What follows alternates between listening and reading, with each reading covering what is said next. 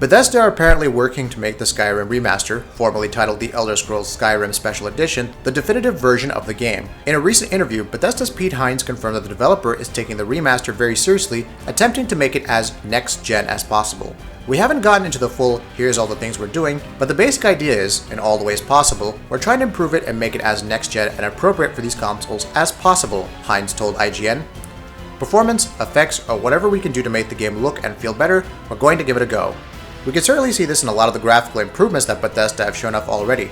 That, plus mod support for the console versions of the game, as well as free upgrades for PC owners, makes this one of the easiest remaster recommendations in recent history. Although the initial reception for Call of Duty Infinite Warfare was overwhelmingly negative, the rhetoric around the game seems to have turned a corner and gotten a bit more positive ever since the game's E3 showing. That's good, because it does seem as though developers Infinity Ward are trying to make the best game they can.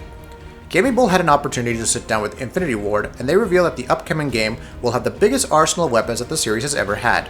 There's going to be a huge arsenal of weapons. In fact, this is going to be the largest suite of weapons that we've ever had in a Call of Duty game. In addition to the weapons, you'll also have a lot of gear. You're going to see things like our anti-grav grenade, you'll have robot hacking, you'll have seeker grenades. There's a lot of gear you'll be able to use throughout the campaign that will progress and allow you to take out your enemies in creative and fun ways. So it sounds like players will have many more options than ever before in Infinite Warfare. Bethesda have already confirmed that The Elder Scrolls 6 exists, but they've also confirmed that the game is years away from release. Speaking on Twitter, Bethesda's Pete Hines confirmed that the eagerly anticipated title is years and years away from release, while also dropping another bombshell on all of us who are nonetheless hoping to see it sooner rather than later. Hines confirmed that the game is not being worked on at the moment. This indicates that no meaningful development on the title has begun yet. Presuming that Bethesda begin development on the game next year, after assuming that they spent all of this year supporting Fallout 4 with DLC, then the earliest we can expect The Elder Scrolls 6 would be in 2019, possibly even as far as in 2020. The hype train's been rolling full steam ahead for Battlefield 1, and while we're still months away from the official release date, Battlefield 1's been leaking worse than a, well, leaky U-boat. The closed alpha for DICE's latest was made available for a handful of people recently, who obviously weren't given permission to share their impressions or gameplay footage. The closed alpha featured the St. Quentin Scar map outed at E3 earlier. A Reddit user broke the NDA on Battlefield 1 today to out images of the loadouts, lobbies, and new server browser screen. While we're not featuring the leaked images outright, you can check them out by clicking the link in the description below. It's notable that Battlefield 1 will eschew battle log in favor of an in-game server browser.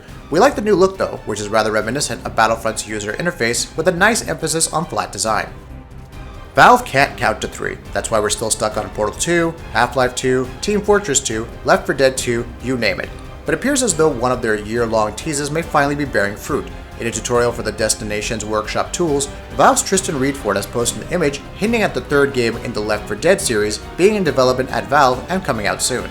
The 8th image in the tutorial shows a very tantalizingly named Left 4 Dead 3 folder in the navigation pane on the left-hand side, alongside other current Valve projects such as Virtual Reality.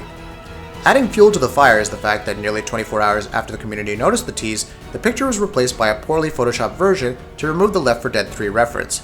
If this is true, then we may expect a Left 4 Dead 3 coming out soon, eventually.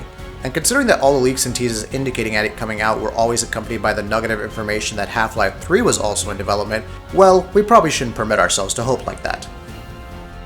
We hope you've enjoyed this video, so please consider subscribing to our channel. We do original content, reviews, graphics comparison, and much more, and try to upload a video every day. Thank you very much for checking us out.